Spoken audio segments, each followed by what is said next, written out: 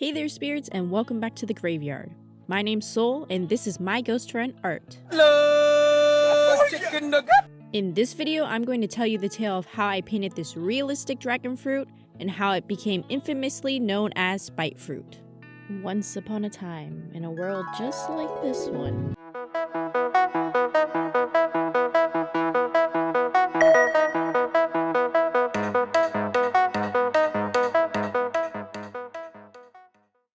One day, I was chilling in bed scrolling through Instagram as one does, and I came across one of those step-by-step how to draw posts. I found it on one of those art repost pages that barely credit the artist. You know, the ones that get a bunch of followers and likes on their repost, and the artist's original post has like way less likes and attention. Yeah, it was one of those pages. The post I was looking at was actually of a tangerine, but I couldn't find that post again, so if any of you see it, tag me in it so I can find it again. Anyways, I was looking at it and all the details, and I said, that looks like it takes so much time. But I think I could do that if I really wanted to. Well, Sam leaned over to see what I was looking at and then said, I think you could do it. Maybe like the fifth one. I don't think you can do the last one. That one's too crazy. Appalled that she was even questioning my art skills like that, I took it personally. Right there and then, a fire ignited in me, and there was no stopping me now. Now, I don't blame her for doubting me because most of my art consisted of anime, pixel art, and graphic designs, and I could see why she thought that.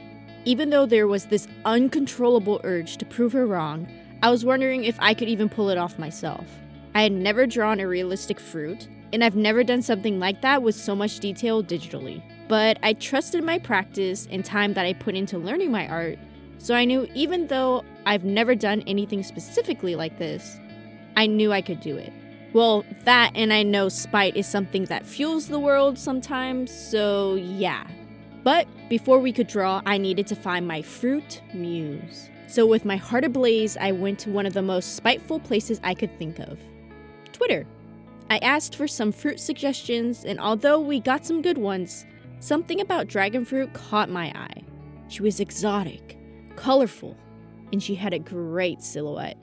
Once I picked out a good reference, it was off to just drawing it.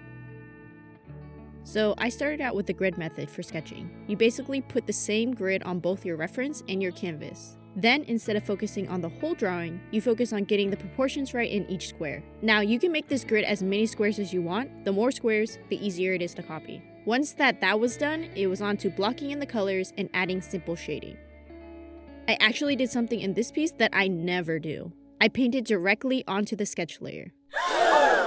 This was very strange for me since I'm more of a do everything on separate layers kind of person, so it was weird just to paint over the sketch or just erase it straight on the painting. But it was kind of freeing.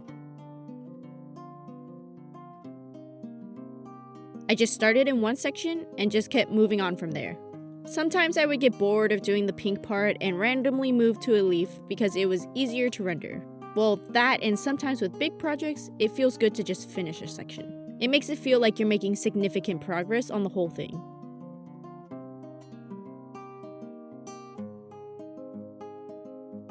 After rendering out all the shadows and highlights, it was just a matter of adding texture to the whole thing. And I don't really have any tips or tricks for this art piece too much. I was just zooming into sections and just copying what I saw from the reference. That's part of the reason why I don't normally do this kind of art in the first place. It's pretty mechanical and not super creative, just hyper-focusing on detail and copying it. For some people, that works for them and probably gets them in a meditative type state. But for me, it was just kind of boring. But I said I was going to prove her wrong, and gosh darn it, I wasn't going to not finish it.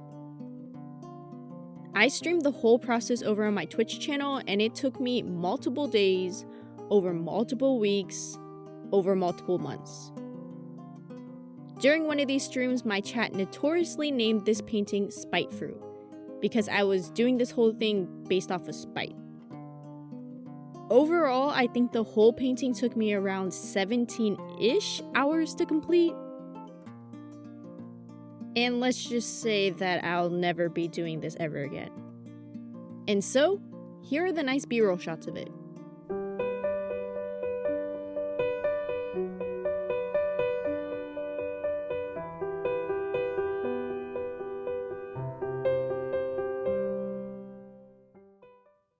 Now that you've seen it, let's hear the verdict from the one who started the whole journey. How do you think I did, Sam? It looks okay. Like I said, you can get to the 5th step, and that's what it looks like. So it looks good. Just kidding, just kidding. That looks really good, Richard. Good job. You have impressed me, and you have exceeded my expectations. That's great. You heard it here first, folks. After completing the piece, I feel like I just finished a marathon. I don't think I'll ever really do that again, but I learned a couple techniques from this painting that I can use to speed up my art workflow now, so there's that. I even made one of those step-by-step posts to pay homage to where the whole thing came from.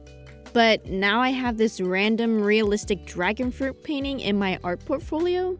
Part of me is proud of it and wants to show it off, just to prove that I could do it.